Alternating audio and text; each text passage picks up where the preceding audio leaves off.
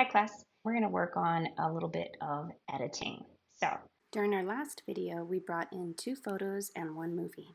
let's start with the second picture, this cute picture of our guinea pig.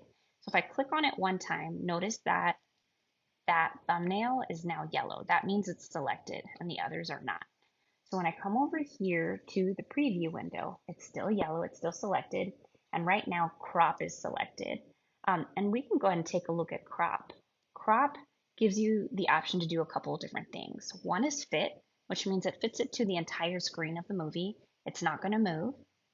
Crop to fill means that we can adjust this and we can make this a little fancier if we want.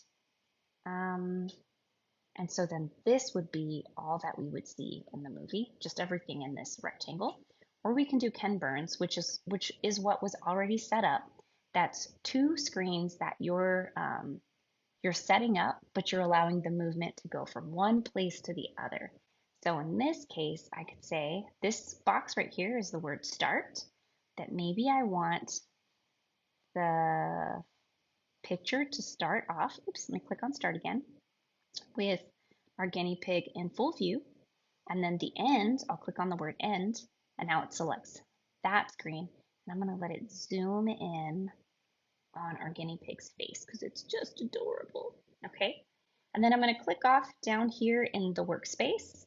One way to preview is just to hit your space bar, and wherever that playhead is, it'll start playing. Aww. So if the movement is not long enough and I want to spend a little more time zooming in on our guinea pig's face, then I can actually increase it.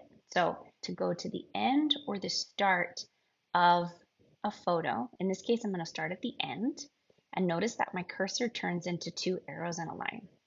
Here it's not, right here on the yellow line it is, and so I can click and drag and watch the numbers increase. There we go. So we have 5.0 seconds, 6 seconds. There we go. Okay. And so now let's see if that gives us enough time to adore our beautiful guinea pig.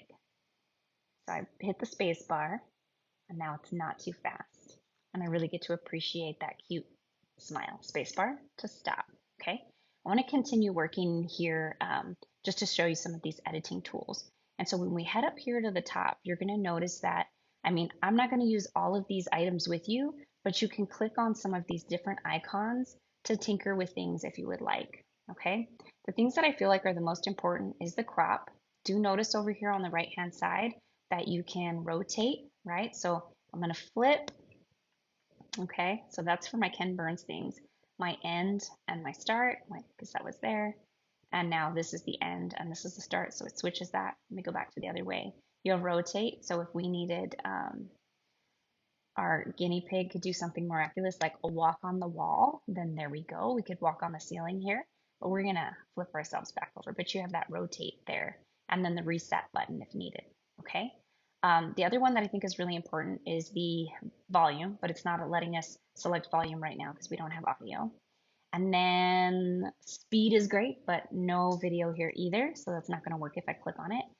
So basically you can click on the items that will allow you to make changes to it.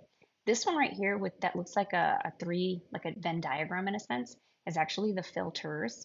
And so you'll see when I click on it, I can apply that here to our guinea pig. So it says clip filter none, but the surprise is when you actually click on it, you're going to see that you have a lot of choices for different filters that you can apply.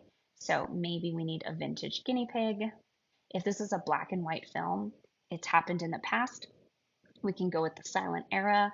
And so you have some choices for some different filters that you can choose. I'm just going to stick with none because I just think this guinea pig is so cute. Okay.